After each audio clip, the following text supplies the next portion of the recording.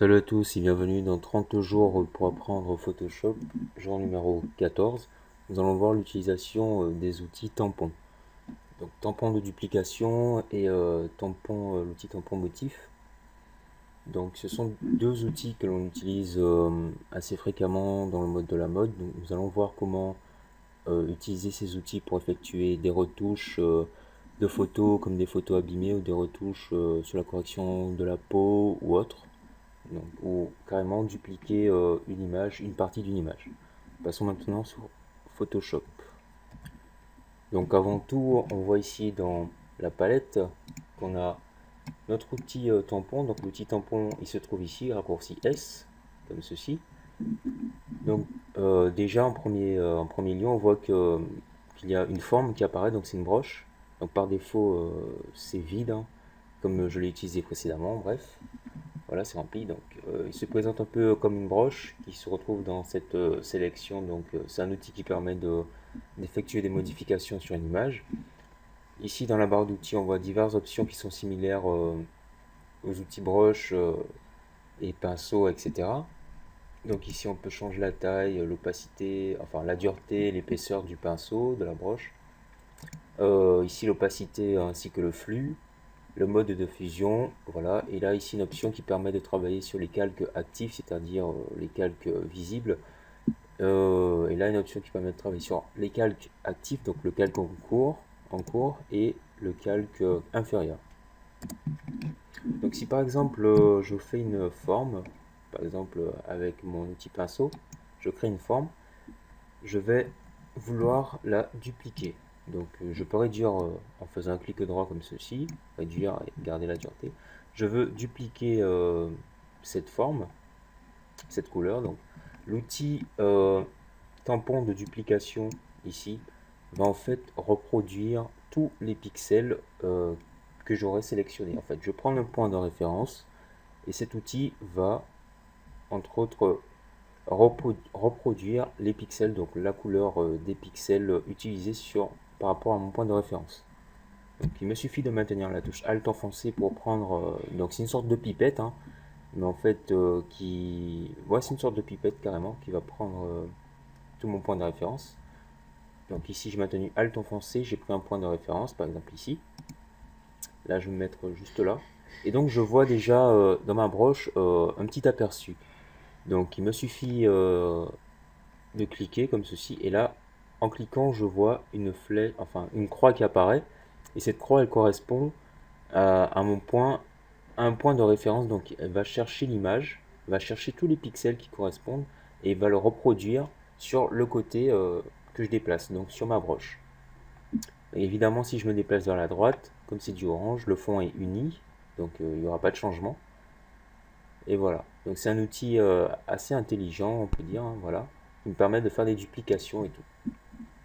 Donc si je veux entre autres aller, voilà, reproduire et tout, donc là il va me chercher, donc ici si je me mets ici je n'ai rien, je peux prendre comme point de référence soit le cercle ici, soit celui-ci. Donc si je peux me rapprocher, je prends celui-là. Si je fais un point beaucoup plus près, je prends, enfin plutôt, je vais mettre plutôt ici et faire un point comme ceci.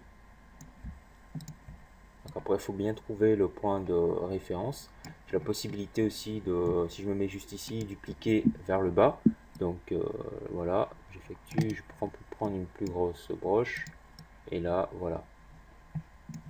Donc c'est assez intéressant. Ici, donc on a vu comment reproduire une couleur, enfin une forme déjà existante rapidement. Là, on va passer sur une autre image. Donc ici, notamment ici. Donc on voit une photo qui est un peu détériorée. Donc c'est une photo assez vieille. Comme je l'ai dit, c'est une photo assez vieille, donc on voit qu'elle est un peu déchirée, un peu abîmée. Ce qu'on va tenter de faire, enfin ce que j'ai fait, c'est retoucher un peu cette photo. Donc un petit aperçu. Ça c'est la photo d'origine et ça c'est la photo un peu retouchée. Donc on voit notamment ici qu'on a la déchirure qui passe. Donc j'ai fait ça assez succinctement comme ceci, des petites retouches. On a des petits points sur le visage dus à l'ancienneté de l'image que j'ai corrigée. Donc c'est vraiment un outil très facile à utiliser, enfin facile entre guillemets, ouais, et un outil très performant. Donc il suffit tout simplement, là, comme j'ai déjà mon image, que j'ai dupliqué mon image, donc là il me suffit tout simplement de prendre un point. Donc je prends l'outil duplication tampon. Je joue avec l'épaisseur. Donc en général, quand on a une surface assez grande et la couleur est unie ou similaire, on prend une épaisseur assez large. Donc la dureté, je garde. Donc là, je vais réduire un peu l'épaisseur. Après, on peut jouer avec l'opacité et le flux également. Voilà.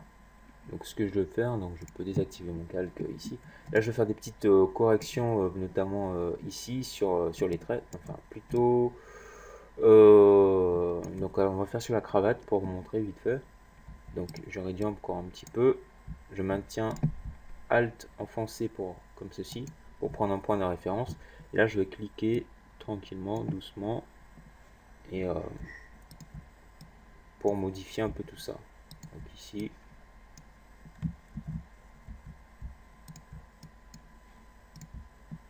Voilà. Donc faut faire vraiment attention pour prendre les bonnes couleurs, pas trop se tromper et tout. C'est assez utile, hein, je trouve, comme outil. Hein. Il reproduit quasiment la texture de ce qu'il trouve. Hein. Donc ça permet d'effectuer de belles petites retouches. Donc voilà, j'ai effectué des petites retouches vite fait, donc tranquillement. Voilà, on voit, donc j'ai continué un peu plus ici. Là, on va passer sur une autre image. Donc ici, en fait, je vais vous montrer, donc comme on a un ballon, une montgolfière, donc un ballon entre guillemets, hein. On voit ici que donc on va faire en sorte de couper l'image en deux. Donc j'ai mis une règle, j'ai placé une règle. Donc bon, il y a quand même quelqu'un dessus. Donc si c'était vraiment symétrique, si la photo était vraiment prise de façon symétrique, enfin si j'avais vraiment voulu faire en sorte que tout soit très symétrique et tout, j'aurais bien placé, redressé la photo et tout. Mais bon, ça c'est là je fais ça en tant que démo et tout, donc pour vous montrer comment l'outil est assez intéressant.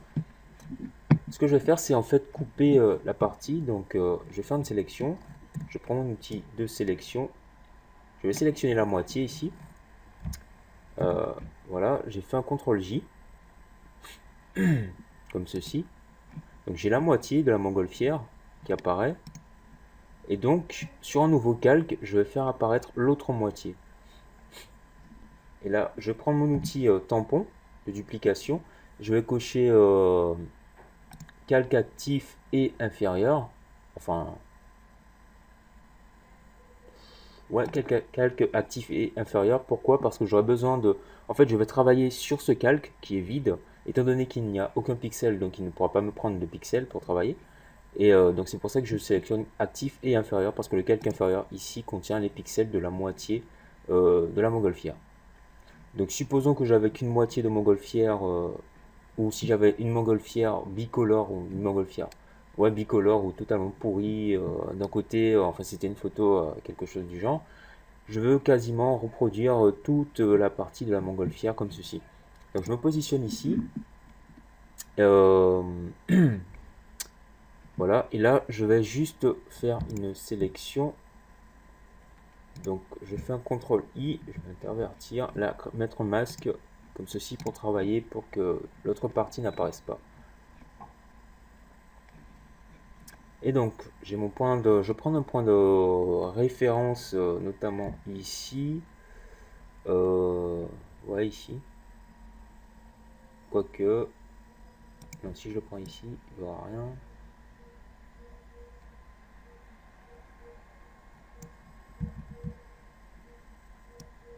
Non. Donc je vais prendre, bon, je vais prendre un point ici de référence. Hein. Non, plutôt le point là. On va essayer quand même hein, de faire un maximum. Donc déjà je vais augmenter l'épaisseur, hein, l'épaisseur de la broche, prendre donc ici je vais déjà d'ores et déjà prendre cette partie, hein. Donc je prends la partie qui est là, quoique plutôt prendre la partie qui est là, hein. Et je commencer à peindre, à peu près à la même hauteur. On est ici, commencer à peindre.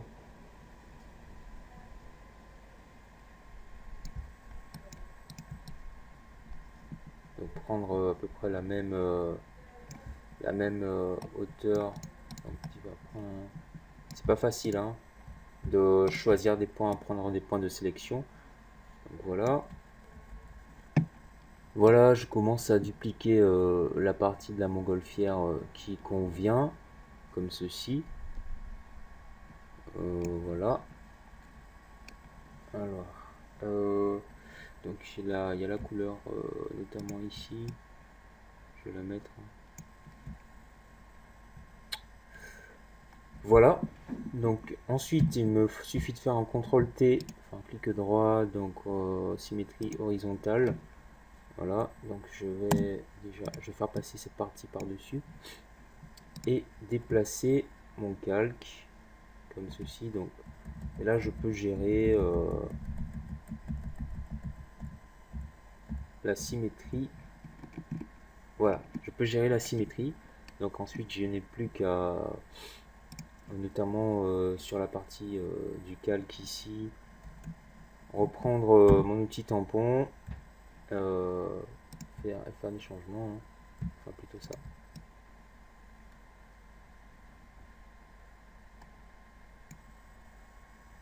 Et effectuer des changements et tout colorer tout ça, et voilà. Donc là c'est une parfaite symétrie. Si j'enlève la règle, on peut voir, bon, il y a un petit changement au niveau du bonhomme ici, donc bon, ça c'est pas trop grave, on peut l'enlever hein, après, mais c'est assez bluffant. Si on regarde directement, même avec le drapeau, c'est assez bluffant. Donc nous allons juste revenir sur cette image ancienne un peu détériorée que l'on a commencé à retoucher. Donc si par exemple je l'enregistrais en tant que motif et que je voulais la réutiliser par la suite, donc utiliser comme motif, comme ceci, je clique et j'enregistre. Donc je l'ai déjà enregistré en tant que motif. En créant un nouveau calque, j'ai la possibilité d'utiliser mon outil tampon de duplication, enfin le tampon de motif, notamment voilà, tampon de motif. Et là, dans les options, je sélectionne le motif de mon choix. Donc je peux, entre autres, faire apparaître mon motif, donc le recréer carrément sur quelconque image de mon choix. Par exemple, faire une sélection, reproduire un modèle pour faire un flyer ou autre, quasiment. Donc c'est assez intéressant. Voilà, cette émission touche à sa fin. Vous avez appris à utiliser l'outil tampon, donc vous savez maintenant comment sont effectuées la plupart des retouches. Je ne suis pas trop rentré dans les détails, c'était pour plutôt expliquer l'utilisation de cet outil et à quoi il sert. Donc essentiellement utilisé dans la mode, la retouche photo ou la restauration d'images. Pour les modèles, donc si vous voyez des modèles parfaits et tout, il n'y a aucun modèle parfait, soit ils sont très bien maquillés, soit la photo est très bien retouchée. Donc en général, on prend des photos et elles sont modifiées, inversées, c'est la mode. Donc c'est comme ça. Donc merci d'avoir regardé cet épisode. On se retrouve dans le prochain épisode. Peace out.